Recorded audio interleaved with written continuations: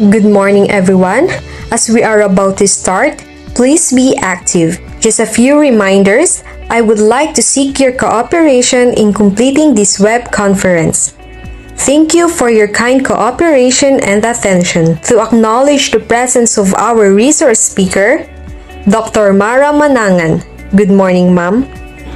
Good morning, ladies and gentlemen. May I have your attention? The presentation is about to begin. I am Josea Ferrer, and it's my pleasure to serve as your moderator today. To all participants, welcome to our virtual symposium. May I invite everyone to please remain in silent as we feel the presence of our Lord through a prayer, followed by the national anthem through audio-visual presentation.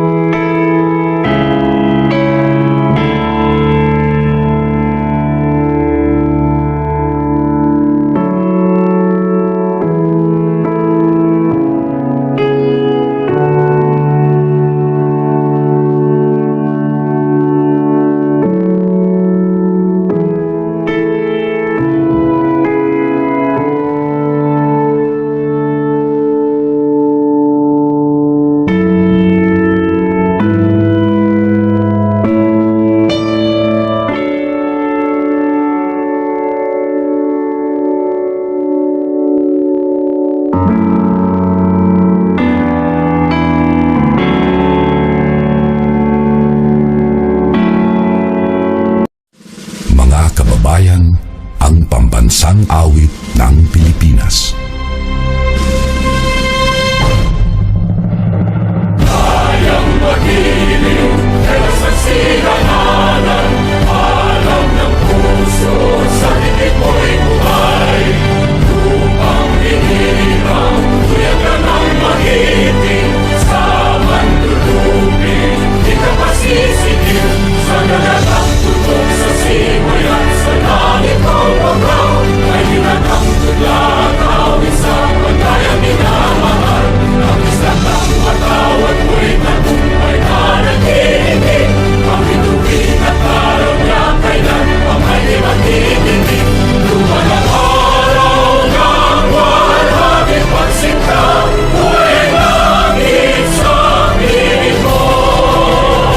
Ang hindi kaya ng pagkay magagin, ang mamatay ng dahil sa'yo. To formally begin this program, please allow me to introduce our resource speaker for today.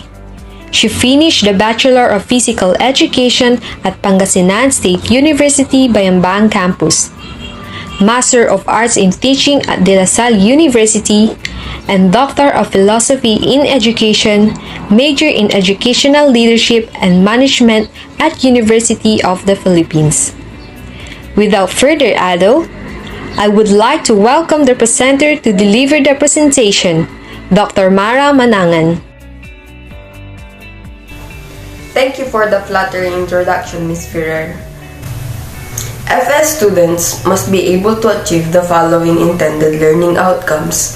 First, describe the characteristics, needs, and interests of the learners in a diverse classroom. Second, determine, understand, and accept the learners' diverse backgrounds. Third, identify best practices in dealing with diversity in a classroom. And lastly, value the importance of diversity of learners, including differentiated learning strategies, multiple intelligences, and LSENs in an inclusive classroom. Just like you FS students, I have undergone all the struggles and I have learned a lot about teaching profession every time we observed different classes when we were on our 4th year in college. We got techniques and strategies which massively helped us, especially now.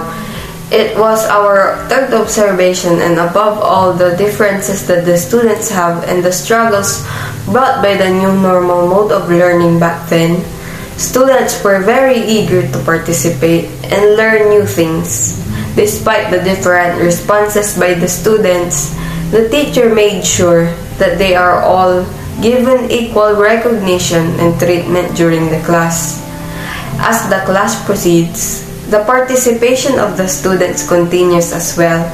The learners carries on in spite of the fact that in some instances, difficulties was experienced by the students and the facilitator while the class is ongoing, such as slow internet connection, failure in PowerPoint presentations, and problem on the audiovisual presentation. But the energy and the optimistic approach of the instructors brought positivity to the whole class. It is very important to avoid negative thoughts and be prepared in every instances because we will never know what may come. It seems Ma'am Mara is having a technical problem. You can now watch the video prepared by our resource speaker, and later on Ma'am Mara will ask you regarding the video. Everyone is different.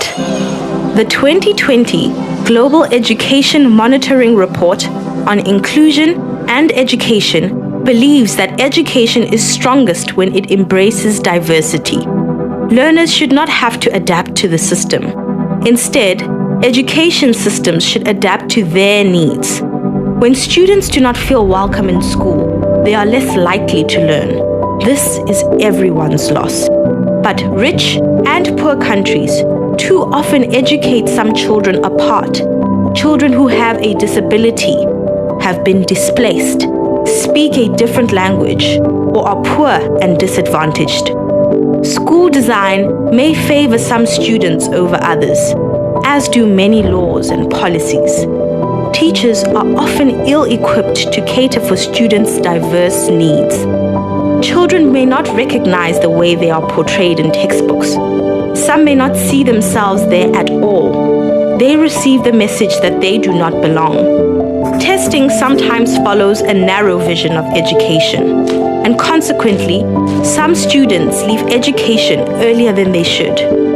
These are complex problems to solve, but a belief in the right to education is a belief in inclusion.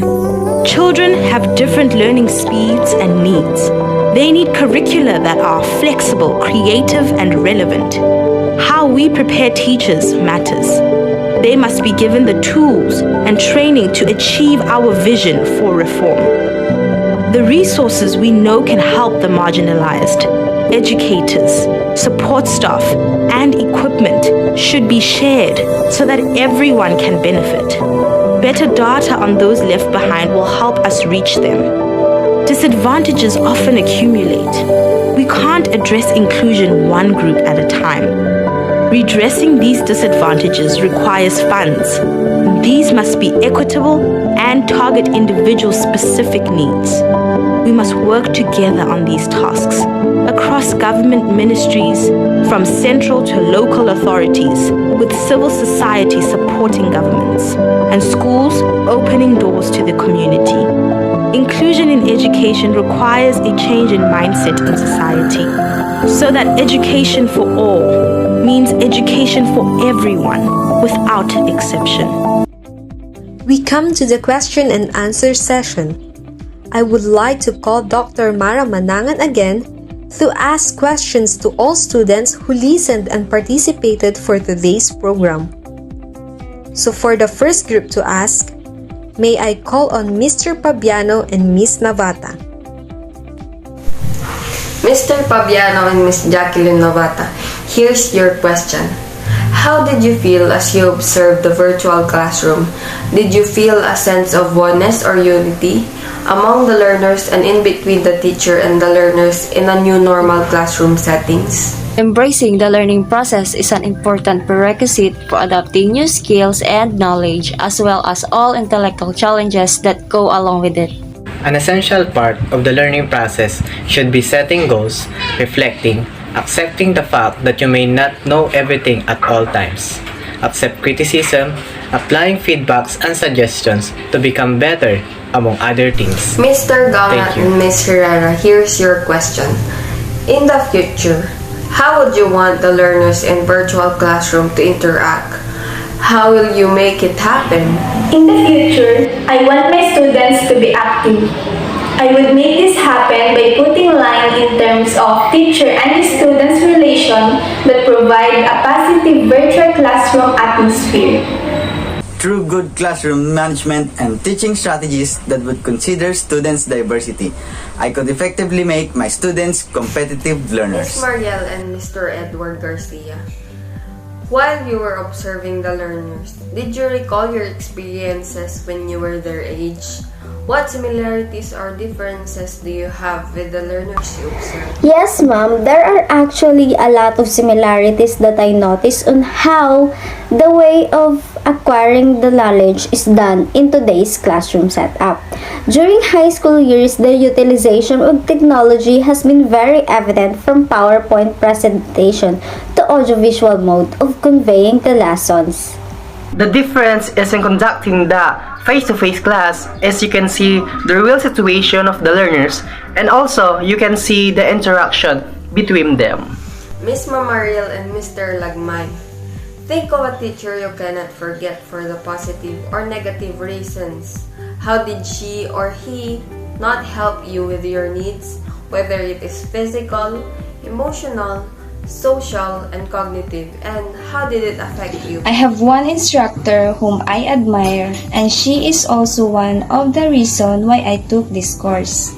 She was my teacher in technology and livelihood education, and the reason why she has been my inspiration upon taking up education is that she showed me the impact on education could do to a student's life.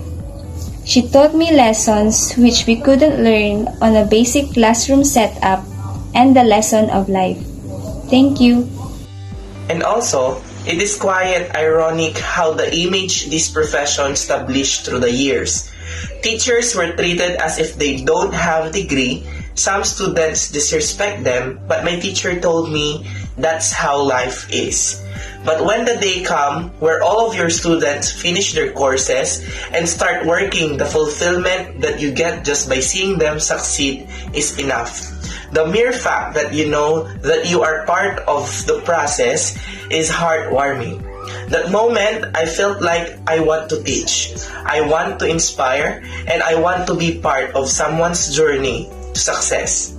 Ms. Manzano, could you share your insights? From elementary to high school, new perspectives are important to learn at any age. Most of the diversity of the learners show the diverse classrooms improve learning outcomes for every student.